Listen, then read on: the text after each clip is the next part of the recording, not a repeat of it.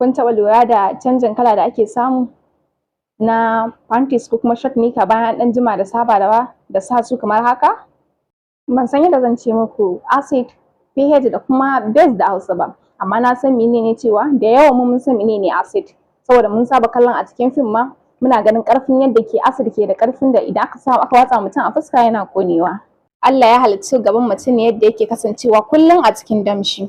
Wannan damshin gaban mutum yana ɗauke da acidity level ne wanda za a iya aunawa akan matakin 3.8 zuwa 4.5. Wannan acidity ɗin shi ke taimakawa wajen kare gaban mace da kuma yaƙar wasu sauran cututtuka kamar su bacteria da kuma infection.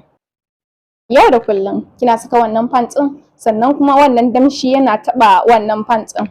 Ga kuma wankewa da ake, saboda idan ana wankewa an fi mai da hankali sosai ana dirza wurin, shi ke sa wurin ya ringa nuna kamar alaman color ɗin wurin yana canzawa, ko kuma ya ringa nuna alaman kamar irin ya ɗan fara dahewa a wannan wurin. Ba rashin tsafta bane ba kuma ƙazanta bane ba, kuma ba wai wani lalura bane ba da ke damun mutum a jiki.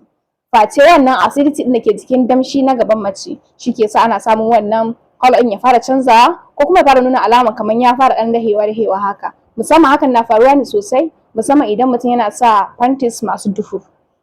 Amma duk da haka yana da kyau a ringa canza panties da kuma short nika duk bayan sawa ɗaya kullum.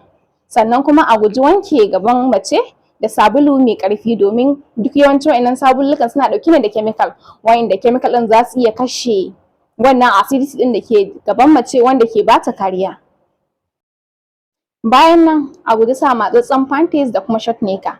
A matsayinki na mace idan kika ringa sa panties masu matsatsun panties za su hana gurin samun iska da kuma ventilation ɗin da ya kamata, wanda hakan kuma zai iya zama matattaran samun wasu cutukan ne inda za su iya taruwa.